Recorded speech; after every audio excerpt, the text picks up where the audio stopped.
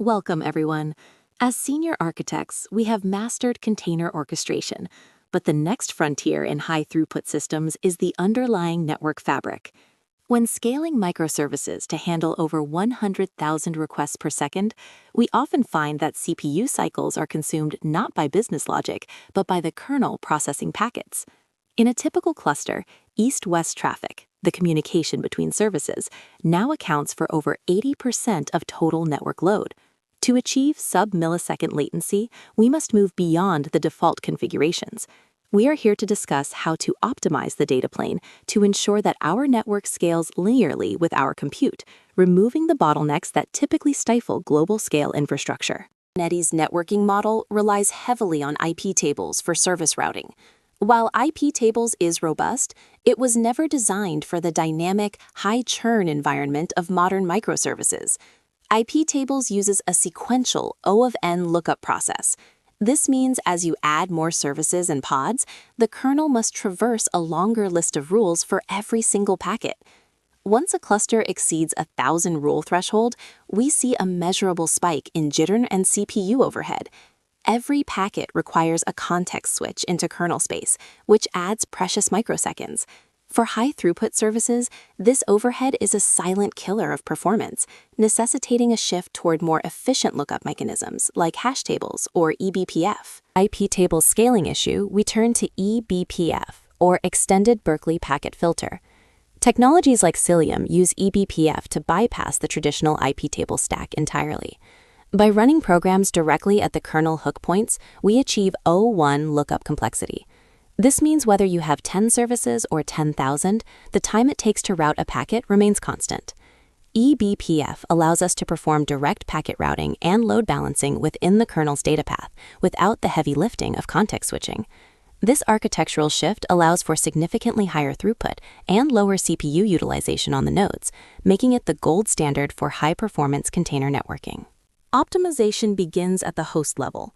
For high-throughput environments, the default MTU of 1,500 bytes is often insufficient. By implementing 9,000-byte jumbo frames, we reduce the total number of packets processed for the same volume of data, significantly lowering interrupt overhead. Furthermore, we must tune the TCP stack. This includes scaling the bandwidth delay product, or BDP, and adjusting the transmit and receive queue alignments.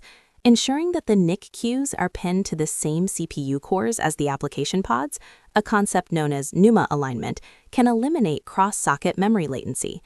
These low-level adjustments provide the foundation upon which high-level networking efficiencies are built.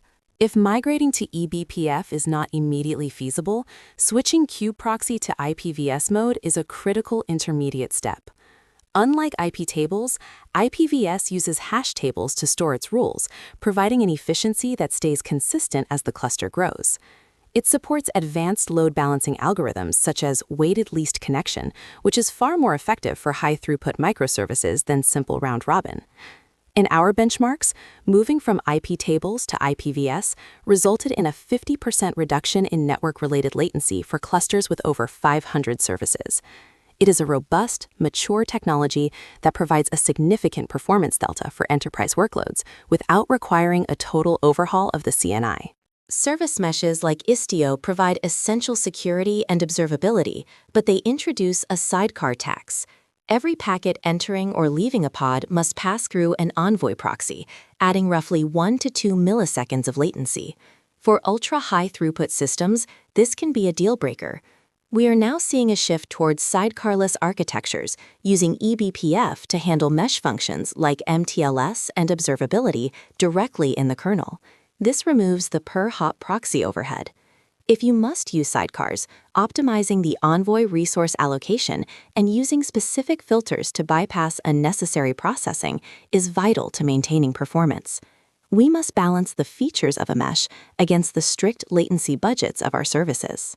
In traditional load balancing, the return traffic from a service must pass back through the load balancer, or the ingress node, creating a bottleneck. Direct server return, or DSR, allows the backend pod to respond directly to the client, bypassing the ingress node for the egress path.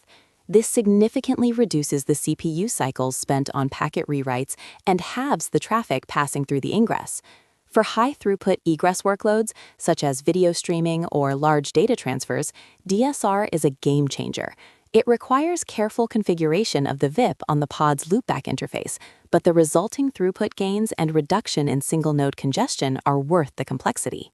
When software optimizations aren't enough, we look to hardware. SRIOV allows a single physical PCIe device to appear as multiple virtual functions, providing pods with near bare metal network performance. By mapping these virtual functions directly into the container's namespace, we achieve zero-copy data transfers. Similarly, the Data Plane Development Kit, or DPDK, allows applications to process packets directly from the NIC, completely bypassing the kernel's networking stack. This is essential for 100 gigabit per second plus line rates. While these technologies increase infrastructure complexity and limit portability, they are the only way to achieve the extreme throughput required for telco-grade applications and high-frequency trading platforms. Shouldn't come at the expense of speed. Standard network policies can become a performance drag if implemented as a massive list of individual CIDR rules. To optimize, we should use IP set grouping, which allows the kernel to check a packet against a set of addresses in a single operation. Furthermore, shifting policy enforcement to the eBPF layer allows for deny by default logic to be executed as soon as a packet hits the interface, before any significant processing occurs. This protects our high-throughput services from DDoS attacks and unauthorized traffic with minimal impact on legitimate packet flow. Efficient policies are about smart grouping and early rejection. In conclusion, optimizing container networking for high throughput is a multi-layered discipline. We start by moving from IP tables to eBPF or IPVS to achieve O1 scalability. We tune the host stack with jumbo frames and NUMA alignment. We strategically choose between sidecar and sidecar-less meshes and utilize hardware acceleration like SRIOV where necessary. But optimization is nothing without observability. Tools like Hubble, which provide eBPF-based insights, allow us to monitor the 99th percentile latency in real time.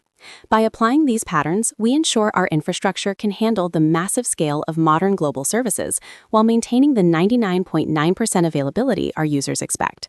Thank you for joining this deep dive into high-performance networking.